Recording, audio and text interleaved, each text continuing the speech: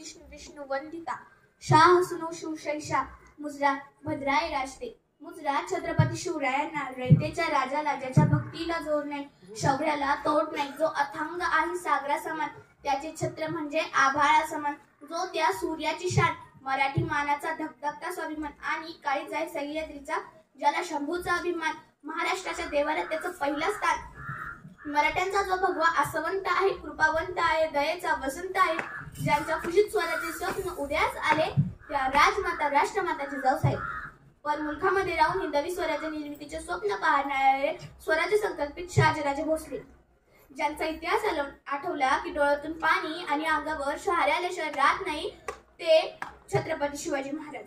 आणि पित्याने निर्माण केलेले स्वराज्य रक्षणच नाही केले तर पित्याने निर्माण केलेले स्वराज्य 10 पटीने वाढवले असे ते शंभूराजे. म्हणतात ना, नियतीचे मालिक व्हा पण परिस्थितीचे गुलाम बनू नका. नीतीचे मालिक व्हा पण परिस्थितीच्या गुलाम बनू नका. म्हणूनच तर नाचू कीर्तनाचे रंगीत ज्ञानदीप लावू जगी, कीर्तनाच्या माध्यमातून समाज प्रबोधनाचे कार्य करणारे संत तुकडोजीराय. दिवसभर हातात झाडू घेऊन गाव स्वच्छ करायचं आणि रात्री कीर्तनाच्या माध्यमातून लोकांचं डोकं स्वच्छ करायचं असे हे काम ज्यांनी केलं ते संत गाडगे बाबा. शिक्षणाची गंगा गोरगरिबांच्या घरापर्यंत हा सारा देशाचा राज्यकारभार चालतो ते विश्वरत्न डॉक्टर बाबासाहेब आंबेडकर.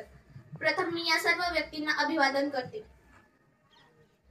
आयुष्यात प्रत्येक क्षण लक्षात राहावे असे नाही, आयुष्यात प्रत्येक क्षण लक्षात राहावे असे नाही, काही क्षण विसरू म्हणतात विसरता येत नाही, असाच आजचा हा क्षण. 16व्या शतकात आजच्या दिवशी एक तेजस्वी तारा चमकला, शिवनेरीवर तोफांचा गडगडाट झाला, सैन्याची चौघडा वाजू लागल्या, एक आरोळी त्या सह्याद्रीच्या कडेळ पठारावरती दुमदुमली. अरे माझा राजा जन्मला, माझा शुभा जन्मला, दीनदलितांचा कैलारी जन्मला, दृष्टांचा सह्यारी जन्मला, अरे माझा राजा जन्मला. इतिहास घडवणारे आम्ही जन्मलो इथे, नाजुकवी त्या हिमालया कुठे, पूजितो आम्ही शिवराया.